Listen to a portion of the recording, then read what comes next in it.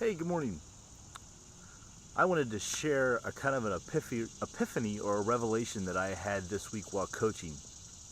And it tied several different pieces together that I coach around.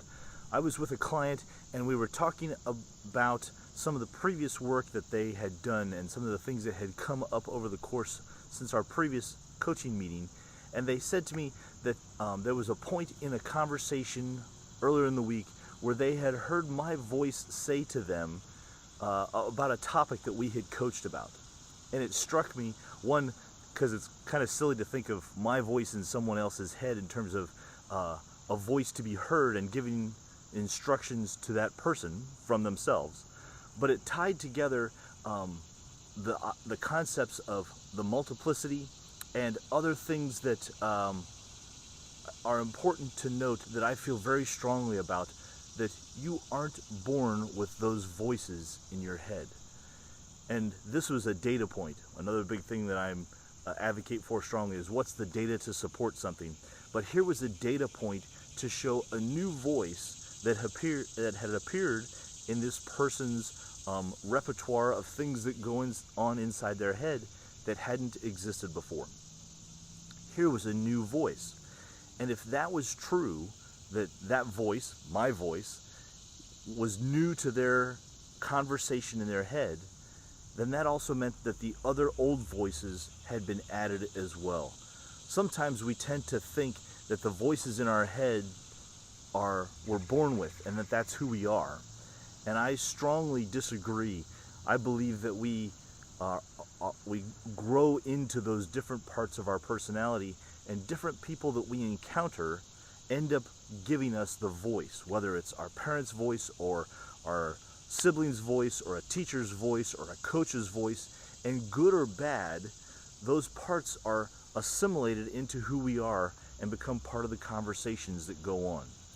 So if it's possible for my voice to be added to someone else's lexicon of conversation in their head, that means that it's also possible that the old voices were also added at some point, and that means that they're not who that person is. I'll say that again.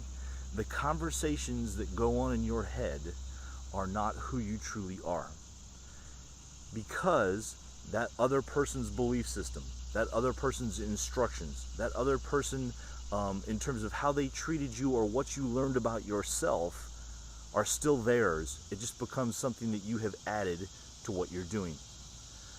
The reason I'm pointing all of this out is because if it's possible to add a voice to that conversation, then it's also possible to remove a voice from that conversation. And I spend a lot of time with my clients and with my own personal work trying to figure out how to remove or reduce those negative voices. The critic is one of the ones that I've talked about before, but the ones that don't have anything nice to say, or who shame or blame or guilt for who you are and what you do. That voice can be removed. And the theory behind that, the data for that is that if one is added, it can also be removed. Take some time this week and search in that conversation of whose voice is it that's talking right now? And where did it come from? And is it one that I want to keep? Or does that voice need to be quiet and go away? By reducing those negative voices, a more positive version of yourself is created. Take some time to think about that and consider what the possibilities might be by adding and removing voices.